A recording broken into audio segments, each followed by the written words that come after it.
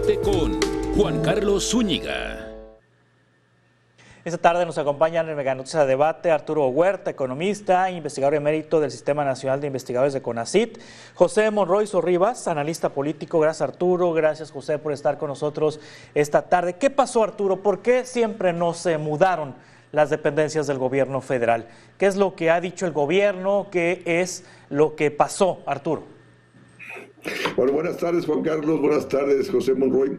La cuestión es la siguiente, que yo considero que fue un error del presidente de la República haber dicho que iba a descentralizar 15 secretarías de Estado en la perspectiva de impulsar el desarrollo regional.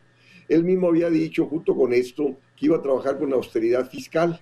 Entonces, la característica de esta austeridad fiscal han sido los recortes presupuestales permanentes en todo este periodo.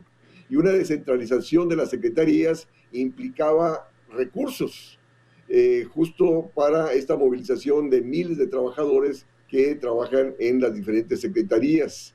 Esto que se mencionó anteriormente, que los trabajadores tenían que irse con su sueldo y sin darle ningún complemento para su traslado y demás, por lógico dificultaba y ellos mismos no querían dejar su lugar de vivienda en la Ciudad de México.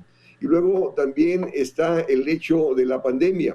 O sea, hay que recordar que en el 2019 la economía no creció y en el 2020 con la pandemia cayó la actividad económica en 8.4%. Entonces esto llevó a que el gobierno sus recursos los canalizara justo al combate de la pandemia en alguna medida.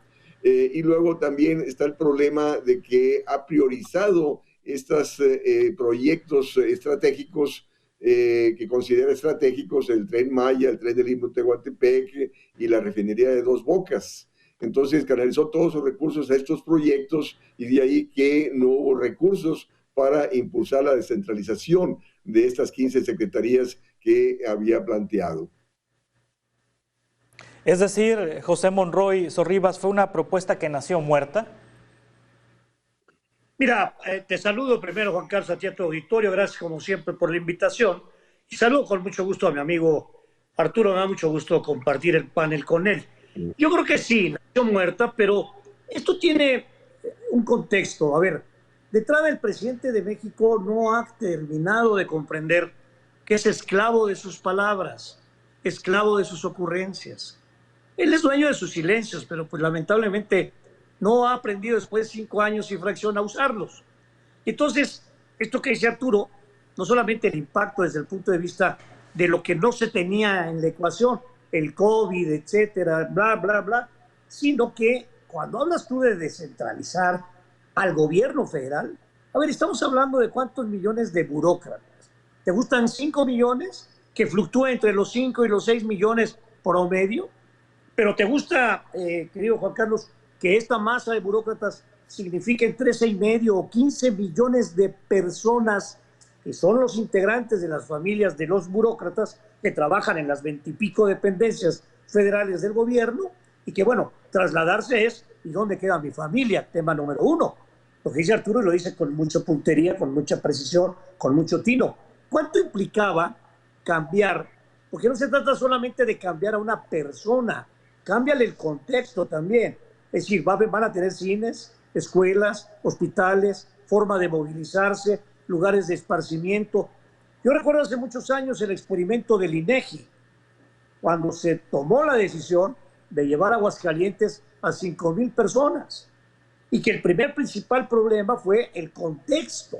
Y si habría que darles el contexto para que pudieran entender que se desprendían de un lugar, no que iban a ser trabajadores de lunes a viernes y el fin de semana regresaban con su familia, porque eso no es negocio, digamos, y los salarios no te alcanzan, Juan Carlos, para eso. De tal manera que entonces no es tan simple.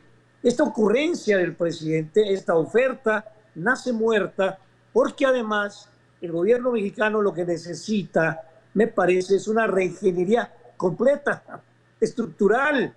Cada gobierno entra y quita secretarías, pone, aglutina. Recordaremos, no hace mucho había una secretaría que era la supersecretaría porque contemplaba 4 o 5 de los rubros más importantes en políticas sociales. Y luego sucede que hay que separarlas, es decir, cada gobierno que llega pone su huella. Pero yo creo que el tema de las ocurrencias deben pasar a segundo plano. Aquí tiene que haber una planeación estratégica, una reingeniería organizacional con lógica, contemplando los impactos financieros que esto significa. Pero además, la interrelación, Juan Carlos, entre las propias dependencias del gobierno federal. Tú imagínate el lío que significaría que se fuera a Guerrero la Secretaría de Salud. Nada más, imaginemos, por favor, tantito. Y la coordinación con los directores de hospitales regionales, o con las clínicas familiares, o con las estancias, o con los deportivos, es decir, o con las 21 prestaciones que el ISSSTE le da a los trabajadores de esa dependencia. No es tan fácil, y creo que lamentablemente el resultado es que no se logró. Porque esto que decías al inicio del programa es relativamente correcto. Porque esto de que Cultura se fue a Tlaxcala, bueno, ¿cuántas personas? ¿200? ¿300 personas? Pues esto no es la descentralización de fondo, ¿no? Sí, Arturo, el presidente dijo que su idea era descentralizar al gobierno federal, es decir, que no todas las decisiones se concentraran en la Ciudad de México, pero hay maneras de descentralizar sin mover las oficinas, porque, pues, por ejemplo, en materia de salud, con el IMSS Bienestar, ha centralizado este gobierno los servicios de salud en aquellos estados donde se han firmado los convenios, que son los estados que gobierna Morena. Es decir, los servicios de salud estaban en manos de los gobiernos estatales y ahora están pasando poco a poco al gobierno federal, con todo y nómina. Eso no es descentralizar, por el contrario, es centralizar, Arturo. Sí. Ahora, la cuestión es de que efectivamente en el caso de la Secretaría de Salud, lógico, tienes que tener hospitales en todos los estados, en todos los municipios, a lo largo y ancho del país. Entonces ahí está, lógico, descentralizando geográficamente la atención de la salud. En el caso, bueno, aunque lógico, ahí el presupuesto pasa a ser federal, como lo acabas de señalar, pero sí están los médicos en las diferentes regiones del país, está descentralizada el servicio de salud. En el caso de la educación, que se dijo que se vaya la Secretaría a Puebla, ¿no? Y de hecho no se fue, ¿no? Y ahí son miles de trabajadores de la Secretaría de Educación. Entonces, pero también decir que la educación está descentralizada, porque también hay escuelas, universidades en todos los estados de la República, pero sí, efectivamente, debería ir acompañado de funcionarios que están en la Ciudad de México, irse a los diferentes estados en la perspectiva de apuntalar el desarrollo de la educación, en este caso, igual el de la cultura, porque también la primera secretaría que se fue en enero del 2019 fue Cultura a Tlaxcala, pero finalmente fueron entre 100 y 200 trabajadores de los que se fueron finalmente a Tlaxcala. Pues no, es decir, si tú estás por descentralizar e impulsar la cultura a nivel nacional, pues lógico, tienes que mandar delegados y personal de la Secretaría de Cultura, en este caso, a todos los estados con el presupuesto correspondiente justo para impulsar la cultura. Qué sé yo, supongamos ahí está la famosa Feria Internacional del Libro de Guadalajara, que es un centro cultural por excelencia, aunque lógico, ahí en ese caso, bueno, también no debes de concentrar tantos recursos en una ciudad que ya está muy centralizada. Pero sí, o sea, estuvo bien haber dicho, bueno, a Tlaxcala, ¿no? La cultura, pero tiene que ir acompañada, repito, de todo un presupuesto, de todas obras de infraestructura y de también hablar con las diferentes editoriales en la perspectiva de poner imprentas de libros, bibliotecas, librerías, en la perspectiva de hacer de dicho estado un centro de cultura que irradie a la región correspondiente, y eso no ha acontecido. Ahora, un problema del país que se ha venido hablando de décadas es la necesidad de la descentralización, es decir, que ya la Ciudad de México está copada, Guadalajara, Monterrey, y entonces la descentralización pasa por impulsar la industria y la agricultura en las diferentes regiones que que han venido siendo rezagadas. O sea, está el proyecto del Tren Maya y del Istmo de Tehuantepec. Ok, han impulsado el desarrollo de esas regiones, pero no ha sido un desarrollo que genere efectos multiplicadores sobre el resto del país. Es decir, se canalizaron bastantes recursos, se han canalizado a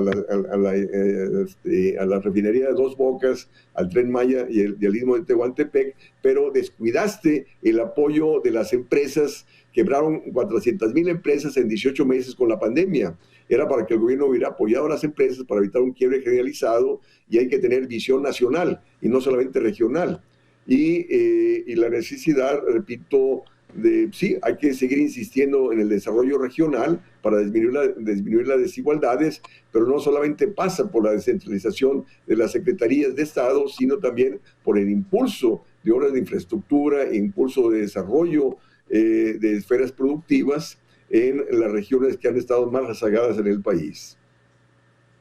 Sí, en algún momento será necesario, José Monroy Sorribas, para despresurizar las grandes ciudades, la Ciudad de México, Guadalajara, por ejemplo, no tanto Monterrey, pero sí Guadalajara y la Ciudad de México, despresurizar a estas ciudades densamente pobladas, trasladar oficinas gubernamentales, oficinas de corporativos, centros de trabajo a otras partes del país para darle viabilidad a estas ciudades. Ahorita vemos en la Ciudad de México que tiene un tremendo problema de desabasto de agua, por ejemplo.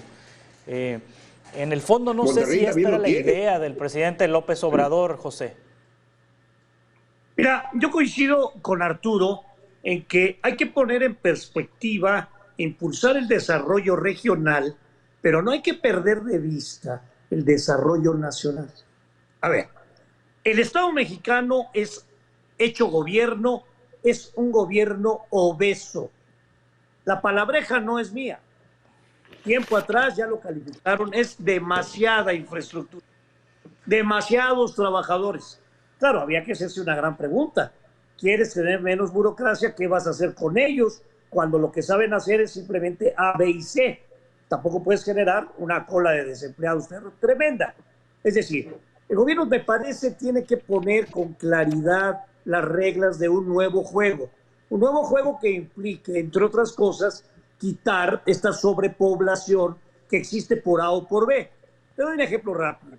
En Ciudad Victoria dicen, aquí solamente hay de dos. Hay maestros y burócratas. Punto. Nada más. O sea, ¿a qué punto puedes llegar que solamente hay dos categorías que definen a la población de Ciudad Victoria y un grupito de empresarios? A ver, si el gobierno toma la decisión, por ejemplo, la Secretaría de Marina debe de estar en un puerto, dicen. Muy bien. ¿En cuál? ¿Cuál de todos te gusta, querido Juan Carlos? ¿Cuál? ¿Y qué significa? Llevarte a los altos mandos, llevarte a los mandos medios, llevarte a la burocracia de escritorio, llevarte a los de la ventanilla. ¿A quién te llevas? Entonces, ahí me parece que quitarle presión, como dices bien, porque obviamente el estar concentrados, por ejemplo, en ciudades como la de México y en Guadalajara, esta cantidad de población impresionante, pues te complica todos los problemas, ¿no? Los servicios de agua, de luz, de drenaje, de banqueta, de movilización, de espacios, etcétera, etcétera, etcétera. Pero también hay la posibilidad, como en otros países, de hacer desarrollos, y hay pues, efectivamente clústeres, ciudades industriales, ciudades tecnológicas, ciudades culturales. Pero aquí me parece el discurso y la narrativa del jefe del gobierno federal no iba de la mano con un acto serio, profesional de planeación, no solo en la logística, sino en algo que Arturo está diciendo que es fundamental, en la parte de los recursos, en la parte financiera. ¿Cuánto te va a costar? Y haces de ahí tu ecuación. Voy a ahorrarme tanto en los servicios que están además saturándose, que están colapsándose en ciudades como la nuestra, pero me va a costar tanto llevar a la pura Secretaría de Educación Pública. Hablas de un sindicato que tiene pues más de 1 millón y pico de agremiados, digamos. Entonces, ¿qué es descentralizar en estricto sentido? O dejas a los altos mandos en un lugar y desde ahí viene la coordinación interinstitucional. Es un tema complejo, sin lugar a duda, Juan Carlos. Sí, vamos a continuar con esta conversación ahorita en un par de minutos. Estamos hablando sobre la descentralización del gobierno federal, la descentralización física que no se concretó. Arturo Huerta, economista, José Monroy Sorribas, analista político, con nosotros esta tarde. A debate con Juan Carlos Zúñiga.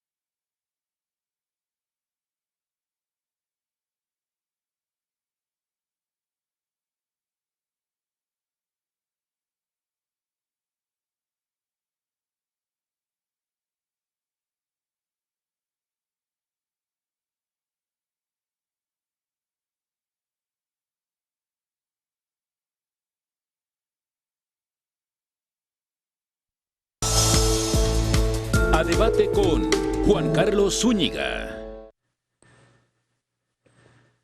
Continuamos en Mega Noticias a Debate. Estamos conversando esta tarde con Arturo Huerta, economista, investigador emérito del Sistema Nacional de Investigadores de CONACYT, con José Monroy Sorribas, analista político, sobre esta promesa presidencial de mudar dependencias del gobierno federal a varias partes del país para desarrollar esas zonas. Arturo, insisto, sin necesidad de mudar las dependencias, pues se pueden desarrollar estas zonas del país. Si en Sonora iba a estar agricultura, si en Jalisco iba a estar ganadería, si en Sinaloa iba a estar, bueno, ya está, ¿no? El área de pesca de la Secretaría de Agricultura también ya está desde hace algunos años en Sinaloa. Pero en fin, si en cada entidad iba a estar una dependencia de acuerdo con la vocación productiva de la región, no necesariamente se tiene que hacer con la mudanza, se puede desarrollar sin una mudanza, Arturo. Mira, la cuestión es de que, bueno, de una u otra forma todas las secretarías de Estado tienen sus oficinas estatales, ¿no? Bueno, excepto Pesca, que está ubicada en la costa. Pero todas las demás, repito, tienen sus oficinas en los estados. Mi planteamiento sería potenciar esas oficinas de los estados, que la gente que está en la Ciudad de México se vaya, o sea, que elija a qué estado quiere irse, y el trabajo lo puede realizar ahora aprovechando la tecnología del Zoom, del Skype, el Internet, y estarse comunicando con la oficina central desde el lugar donde esté, ¿no? Y eso permitiría justo, o sea, no es necesario que todas las secretarías estén en la Ciudad de México, repito, y se pueden descentralizar en los diferentes estados. O sea, no que salud solamente esté en Guerrero, no, repito, la Secretaría de Salud tiene dependencias en todos los estados, entonces hay cuestión de potenciar esa presencia. Y repito, esto sería importante, pero que lo más importante es generar fuentes de empleo bien remunerado en las regiones más rezagadas del país.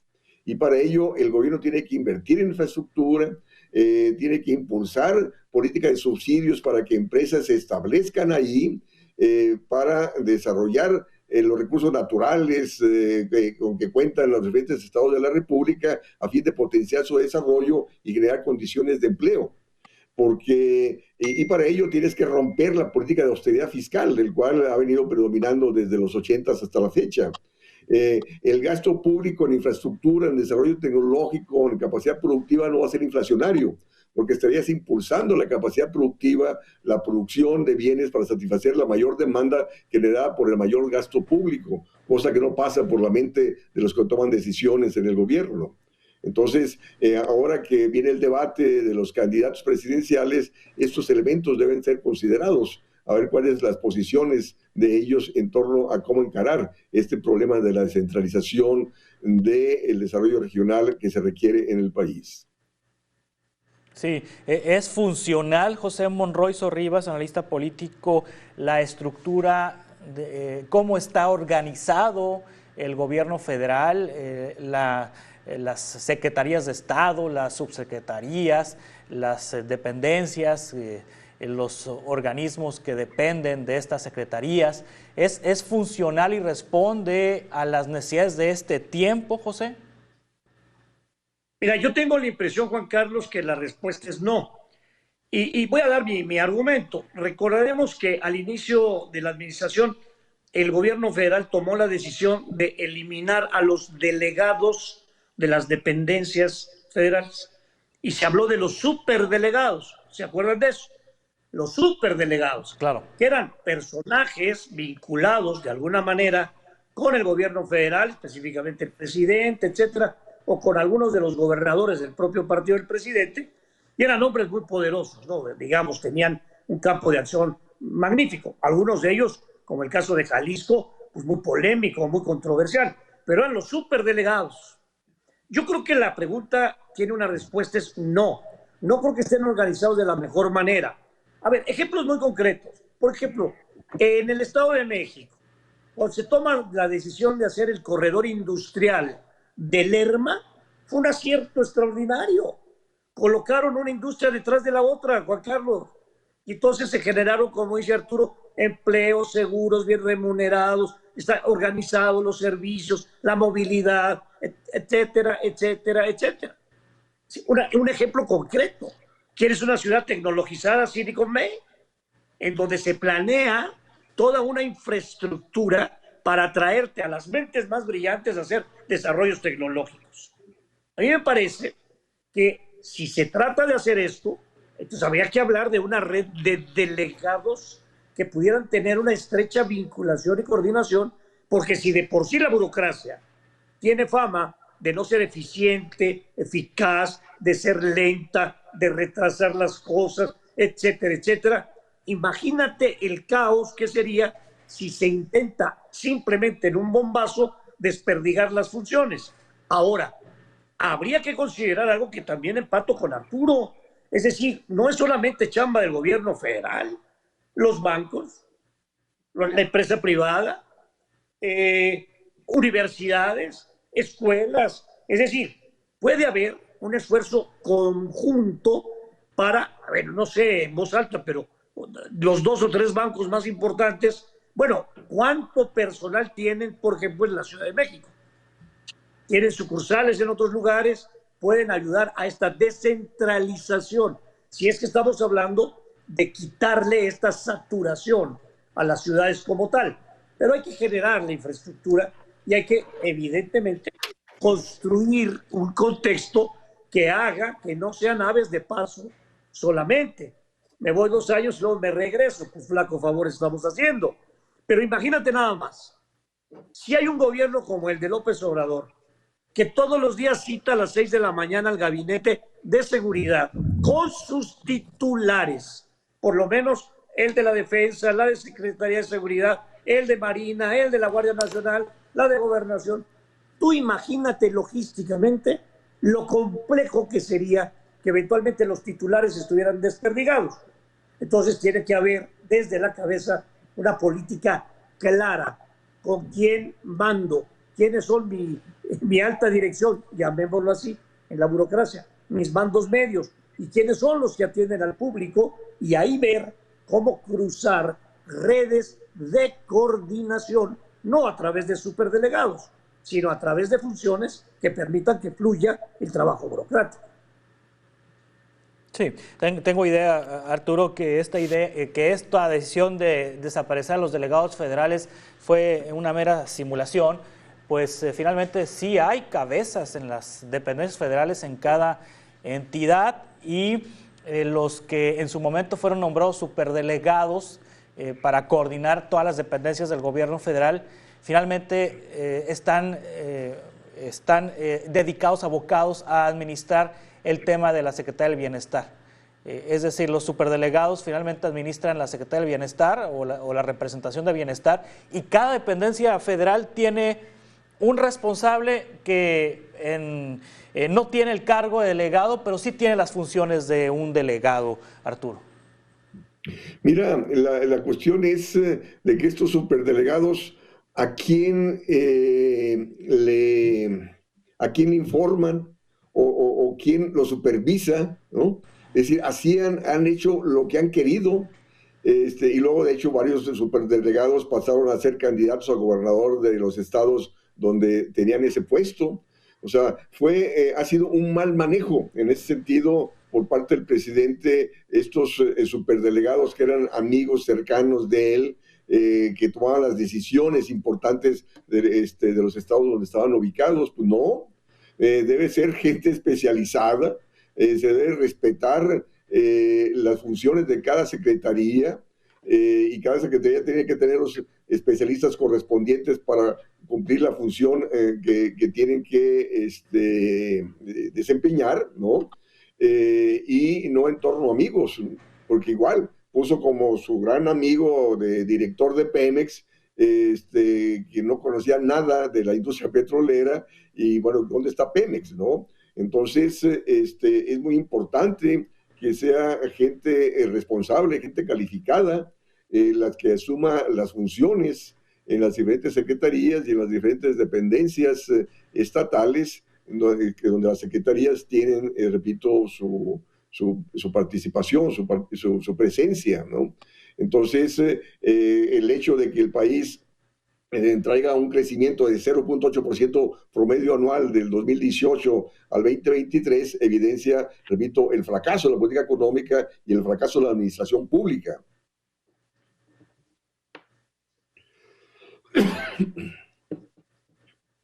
Sí, vamos a continuar con esta conversación ahorita en un par de minutos. Estamos en Mega Noticias a Debate.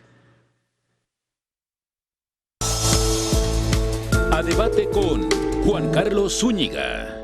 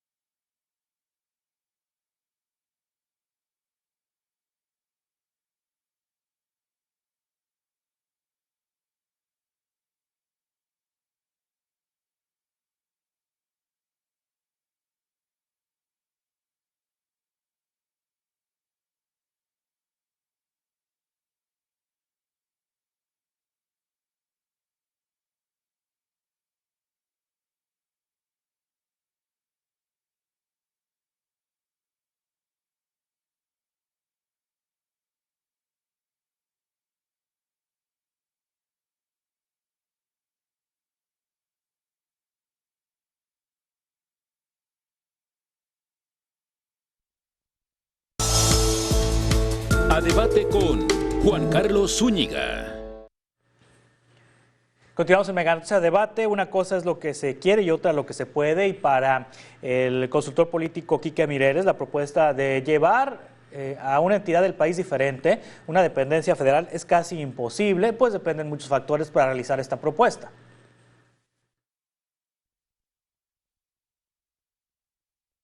Sin embargo, ya cuando analizas estas propuestas de una manera más a detalle, te das cuenta que, bueno, para una movilización, porque no es una descentralización, o sea, las dependencias no dejarán de ser centralizadas porque pues dependen del gobierno federal, forman parte de este esquema administrativo de gobierno federal. Era una mala verbalización por parte del presidente, pero bueno, se entendía el plan que él quería hacer.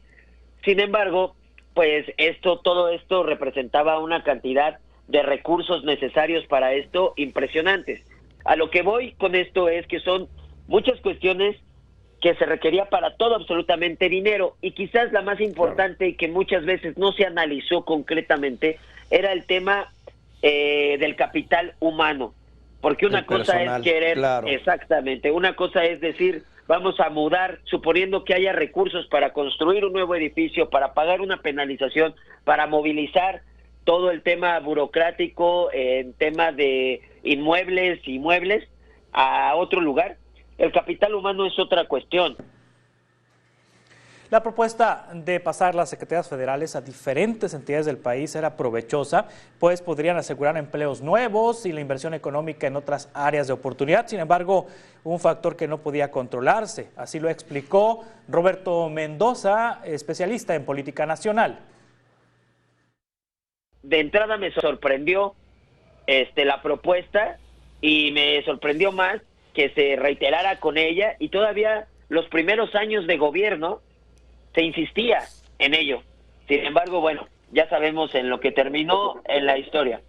Y esto, pues desgraciadamente, ha sido un tema de ocurrencias totalmente, ¿no? Desde que muchas de estas propuestas, compromisos que firmó Andrés Manuel López Obrador al momento de tomar posesión, pues desgraciadamente fueron desde la ocurrencia, ¿no?, de una campaña, y ya no en la viabilidad. Continuamos en Mega Noticias Debate. Arturo Huerta, José Monroy Sorribas con nosotros esta tarde, ya en la recta final de este espacio. José, las candidatas presidenciales, el candidato presidencial, ¿deberían considerar esta propuesta de mudar las dependencias del gobierno federal, o ya que sea un asunto olvidado? Mira, no, Juan Carlos, yo creo, y lo dijo Arturo también al inicio, a mí me parece que es un tema no menor que hay que meter a la ecuación. Hay que meterlo con prudencia, con factibilidad, con planeación, con inteligencia. Hay que hablar del servicio público de carrera. Hay que hablar de profesionalizar al servidor público y que se le pida eficacia y eficiencia, y que haga exámenes de oposición, conocimientos, certificación y recertificación, pero también que tenga estímulos en el sentido escalafonario de prestaciones. Es decir, a mí me parece que puede haber un paquete integral. Yo creo que los candidatos, y el candidato a la presidencia, deben de incluir un formato en el que planteen un gobierno que cueste menos y que sirva más. Un gobierno menos obeso y que pueda significar modernidad. Usemos la tecnología, lo acaba de referir de nueva cuenta Arturo, mi multicitado amigo. Usemos la tecnología. ¿Para qué? Pues para hacer home office, para tener redes de interacción. Es decir, ahora la tecnología y el tiempo nos permite, a diferencia de hace 40 años, cuando yo escuché por primera vez la palabra vamos a descentralizar, nos permite hacer cosas que podrían parecer mágicas. Conclusión, creo que deben de meterlo a la agenda, probablemente no como uno de los temas prioritarios, seguridad, salud, etcétera, pero sí entrar en un esquema de un gobierno nuevo, moderno, eficiente, en donde se pueda, repito, de manera integral, hacer este contexto y este concepto de descentralización.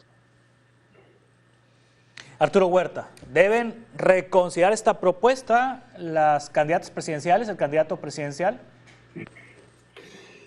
Mira, que es importante disminuir el tamaño de la Ciudad de México lo es, ¿no? Que es importante el impulso al desarrollo regional, lo es.